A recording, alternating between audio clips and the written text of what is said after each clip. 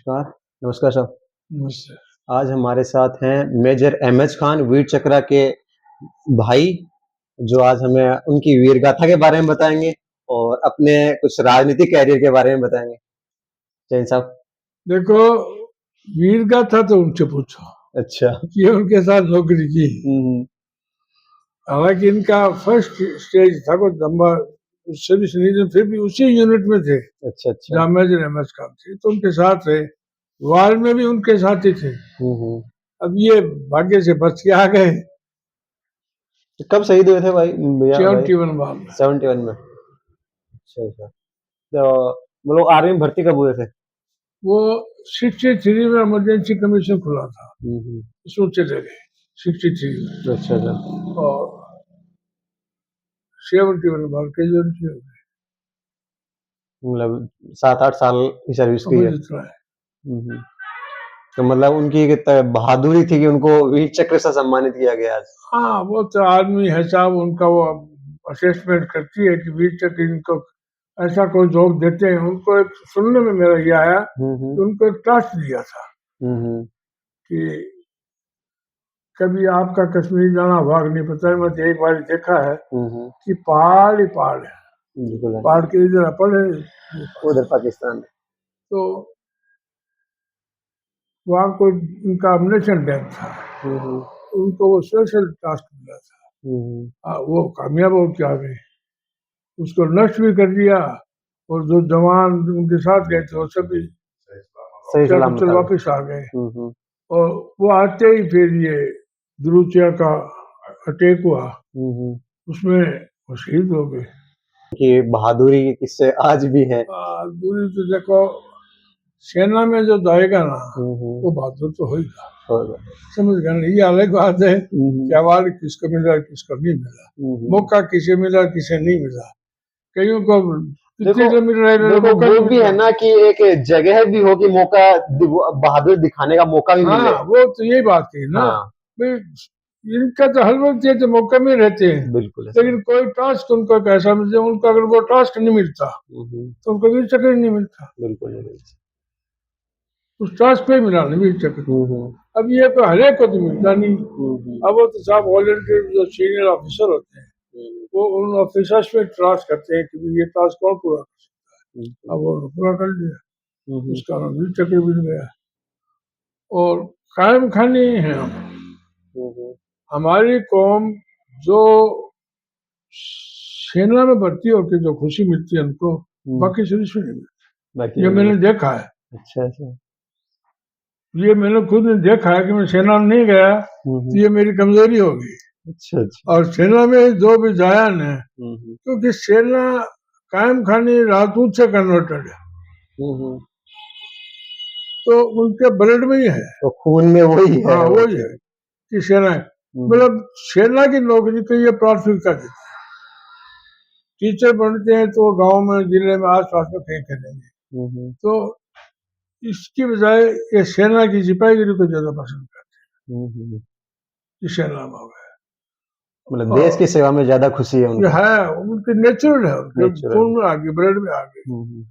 और ठीक है, अब ये अग्निवीर आ गया, तो अग्निवीर से क्या है कि वो देखो धीरे कुछ कर लेंगे, बाकी इससे थोड़ा सा रुझान हटा है, थोड़ा इससे हटा है कि यार 4 साल बाद घर भेजते फिर क्या करें। एक्समैन का बेनिफिट भी नहीं मिल रहा, एक्समैन का बेनिफिट मिल रहा है तभी चलो यहाँ चुनो और कोई जॉब कर जाएगी, तो 4 साल बाद वो तो बूढ़ा बैठ गए। ये जरूर उनके दिमाग में खड़ी है, फिर भी जा रहे हैं, लेकिन वो पहले वाला अच्छा नहीं रहा। तो पहले लोगों का जैसे ये लोग गए या इनके बाद में गए तो बहुत अच्छा था, और अब वो चीज कमी आई है उसमें, एकदम खत्म तो नहीं है लेकिन कमी आ गई। आपके भाई साहब ने देश की सेवा की, आपने 30 साल तक गांव की सेवा की है, तो आप सरपंच कब बने थे गांव के? मैं 78 में बना। 78 में। और लास्ट कब तक रहे सरपंच आप? मैं 78, 82, 87, फिर 94 में मेरी मिसेज आ गई, फिर 2000 में मैं चुनाव आ गया, फिर 2005 से फिर आ गया, उसके बाद मैंने छोड़ दिया। अच्छा अच्छा। और मतलब फिर भी आपने भी जिला परिषद 30 में साल भी खूब सेवा की है देश की। मेरी पुत्र वधू है, ये सब जिला परिषद में जा चुकी, पंचायत समिति मेंबर भी रह चुकी। अच्छा। मैं खुद चुनाव नहीं लड़ सका, अब तो मेरी एज 82 हो गई, अब तो सेहत में रहा ही नहीं। तो आपने मतलब जो गांव की सेवा की है उसका एक्सपीरियंस कैसा रहा आपका, सरपंच बने इतनी बार आप? हाँ, ये है मेन बात, तो मेरे अधिकार में ये है ये वक्त तक इनके अधिकार में। हाँ। मैं जब सरपंच बना, ना तो गांव में पानी की व्यवस्था थी, बिल्कुल। जानवर से एक चमड़े का चढ़ सुख बोलते थे, चमड़े का यूं होता था, कभी आपने बाल्मीकि साइड में कहीं देखा हो तो हाँ हाँ, वो उससे पानी पानी निकालने वाला चड़स। गांव मिलके एक के जिम्मे कर देता, वो पानी निकालता और गांव वाले उसको पैसे दे देते, वो से पानी पानी की हालत थी। लाइट नाम की चीज नहीं थी, चिमनी जलाओ या लालटेन जलाओ या कोई लैंप जलाओ, ये रोशनी का साधन था। और क्या बताऊं, ये ना गांव में पोस्ट ऑफिस की सुविधा थी, डाक भी आज डाक आई तो कल नहीं आई, परसों आई। स्कूल वगैरह न गांव में बैंक था, न गांव में और कोई सुविधा थी। तो सबसे पहले तो मैंने ये पोस्ट एंड टेलीग्राफ वाली स्टार्ट की। जो हमारे जो एक पोस्ट ऑफिस एक उनका इंस्पेक्टर है, उसने मेरे से कहा कि अगर क्या करेगा, बोलो हमसे क्या सेवा चाहते हो। मेरे आप एक तो हमको मकान दो, दे देंगे, और एक तो आपके गांव को जोड़ देंगे। तो मैंने मेरी बैठक का एक कमरा दे दिया, इसमें ऑफिस ला लो। फिर टेलीफोन की सेवा ले ली, फिर ये बिजली पानी वाला आया, तो बिजली पानी एक साथ जुड़ गए। जिस गांव में बिजली मंजूर हुई थी, तो जो ये वाटर सी योजना थी ये जुड़ गई। तो वाटर सी योजना भी हमारे यहाँ वो क्या सब डिविजन स्कीम बन गई, मतलब JNV दंदूरी नाम से पोस्टर है, तो वो हो गया। फिर गांव में मिडिल स्कूल थी, उसको सेकेंडरी प्रमोट करवा दिया 84 में, और फिर 33 का भी बनवा दिया, हॉस्पिटल भी बन गया, तो बैंक भी बन गया। 79 दिसंबर में बैंक खुल गया। शेखावाटी ग्रामीण बैंक झोड़ जिले का दूसरा बैंक दंदूरी में। ये बाकी आपको अड़सी शहर जहाँ भी आप देखते हो ना, ये सब हमारी बात मतलब खूब विकास खूब करवाया आपने। है। विकास का कारण है आपको तो। पहले क्या था कि गांव में मोहतबर आदमी होता उसको बुला देते, वो विकास पे ध्यान ही नहीं देता कि गांव की जरूरत क्या, उन पे नहीं जाता। अब मैं शिक्षित था, नौजवान भी था, मैं इस बात को समझता था कि गांव में सारी बिजली नहीं, पानी की सुविधा नहीं, फिर क्या आया। अब मैंने साहब वो मौका आया, लगाता रहा। तो वो सब ये उस जमाने में पहले जो सरपंच होते थे, तो गांव का देखता ये आदमी ठीक है, उसको चुन देते, लेकिन उसको विकास की तरफ ध्यान नहीं जाता। उसको गांव की सरपंच कर ली, झगड़े फसाद हुए, उनको सेटलमेंट करा दिया, और सरपंच साहब सरपंच साहब। वो मेरे दिमाग में नहीं था कि गवर्नमेंट की जो भी योजना उसको खींच लो, जो भी योजना उसको खींच लो। हमारे चौधरी MLA हुआ करते, रामनाथ चौधरी रीटा के पास में, वो कहा करते कि कोई भी योजना है फीस कहेगा मेरे गांव में करता। अरे पुराने सरपंच तो ये थी नहीं, ये थी सिर्फ मेरे नौजवान होने के कारण। अगर मैं भी 60 साल का या 50 साल का बनता, तो नौजवान पर शिक्षित होने का फर्क था, वो शिक्षा का और युवा का वो उससे ये फर्क पड़ा। और अब बाद में तो वो जो सरपंच है वो कराते गए, अपने हिसाब से कराते गए, लेकिन बुनियाद मेरे से डाली, बुनियाद पहले से रखी। वो डाली। तो आपका जो गांव है आज मतलब शहीदों गांव के नाम जाना जाता है। तो उसके बारे में क्या बताओगे आप? उसके बारे में यह है कि शहीद तो हो गए, हमें कुछ पता नहीं था कि हमारे गांव में शहीद है, हम जानते थे कि भी इतनी पहले शुरू हमारे 5 वार्ड कैजुअलिटी थी, 6ठी वार्ड कैजुअलिटी हुई ये इसकी कारगिल वाली। उससे पहले सेकेंड वर्ल्ड वार, फर्स्ट वार में बहुत हुए, वो कौन पड़े थे भाई। जो फर्स्ट वर्ल्ड वार के वो जो शहीद थे उनको नई पीढ़ी आई, उनको पता ही नहीं था। कि कौन शहीद है कौन हुआ, कोई जिक्र नहीं आया। तो क्या हुआ कि जब ये अपने डिफेंस मिनिस्टर थे मुलायम सिंह यादव और सीएम पीएम थे वो क्या विश्व प्रताप सिंह, तो वहां कोई मुलायम सिंह ने सर्वे करवाया, तो हमारे सब कायम खाने तो एक ही यूपी में गांव आया कोई यादवों का, उसमें 10-15 शहीद थे और उससे नेक्स्ट दूरी था जिसमें 6 बार कैजुअलिटी थी। तब उसने एक टीम भेजी कि भी जाके इसकी सच्चाई मालूम करो, कि वो कायम खाने को एक कम्युनिटी एक परिवार ही मान लिया। तो वो टीम आई, 100 बोर्ड सेक्रेटरी उसने यहाँ भेज दिया, अब गांव में आ गए। अब गांव में जो कोई भी बात हो सरपंच को बुलाओ, मेरे को बुलाया, तो मैंने उनको खड़े खड़े राज्य से भेज हो गया।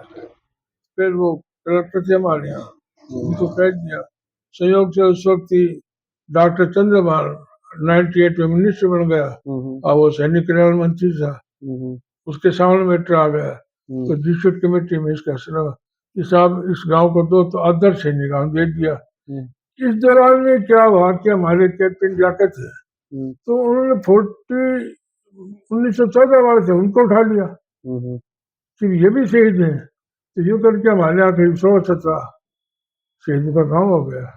वो पुराने भी सब रिपीट हो गए। जब रह गए इन्होंने क्या कि सरकार ने अपने टाइम पे लोगों को दिया था, केंद्र सरकार ने, लेकिन वो आ गए तो वो भी शहीद तो वो भी है ही, बिल्कुल है वो तो। और इंडिया ठीक है तो ब्रिटिश में हुए थे, ब्रिटिश के अपना अधीन थे, उसमें चले गए, लेकिन गए तो हिंदुस्तान की फौज में थे, हिंदुस्तान तो उनको भी शामिल कर दिया। लास्ट शहीद कब हुआ आपके गांव से? वो रमजान 99 में कारगिल वॉर में। रमजान था वो कारगिल में हुआ। अच्छा, तो टोटल अभी 17 शहीद हैं आपके गांव से मतलब। हाँ, उसके बाद एक और बताऊँ तो हमारे गांव की ये जो परंपरा होती है ना कि कारगिल वाला मामला हुआ, तो वो कारगिल से जब थोड़ा पहले हो गया था उसी दौरान में। तो अब ये कारगिल वाला चला कि जगह जगह डेड बॉडी आ रही है, तो उसमें आया कि भी हमारे कलेक्टर थे सुधांशु पंत चीफ सेक्रेटरी, तो इन्होंने एक अपील जारी की कि भी झुंझुनू जिला सैनिकों का गांव है और यहाँ शहीद भी बहुत होते हैं, इसलिए को एक कि हम शहीदों के लिए फंड बनाएंगे कि उनकी फैमिली को जिले की औषधि दें। अब तो लोग बैठते नहीं हैं, पहले गांव का जो चौक था उसमें बैठा करते हैं, तो बैठे बैठे मेरे से दूसरा भाई वो भी था, ये जिक्र आ गया कि अच्छा ये था कि पता नहीं हमारे गांव का कौन कमाल है, हमारे गांव का कौन कमाल है, क्योंकि पहले हर बार में रहने 65 में 62 में 71 में फिर वो कारगिल से पहले वो हो गया, तो लोगों के दिमाग में ये थी कि अब भी कौन कोई कैजुअलिटी होगी, अब भी कौन कोई कैजुअलिटी, तो दिमाग बढ़ गया उनका कि भाई हर बार में अपन ये शहीद होते रहे, अब भी होगा। तो उसकी अपील पे चली गई बात कि साहब इसकी अपील अपना मदद करेंगे। लोगों ने बैठे बैठे बुला दिया टाट, मेरे को बुला के पूछा साहब करो, तो आप ये मान लो कि एक दिन में 61,000 से जमा कर उस टाइम पे 61,000 रुपए। और मेरे को कहा कि भी ऐसा करो आप कलेक्टर से बात करो, उनसे बुलाओ कि कलेक्टर को देंगे। जैसे आज अखबार में कलेक्टर की आई, कल का दिन बीच में गया था, तो मैंने कलेक्टर साहब से शाम के वक्त बात की कि साहब आपकी अपील का हमारे गाँव ने सुना है और इतने 1,000 रुपये का कलेक्शन तो हो गया है, एक रात और बाकी है और बढ़ जाएगा, हम आपको यहाँ वो पैसा वेट करना चाहते हैं। तो कलेक्टर साहब ने कहा देखो आप 9 बजे कर सकते थे, साहब 9 बजे कर देंगे। तो वो 9 बजे ही आए। तो उसमें क्या हुआ कि जो पहले हमारा जो शहीद हुआ था रमजान, तो गांव वालों ने इकट्ठा की भी कौन जीतेंगे, तो उसके हाथ से वो भैंस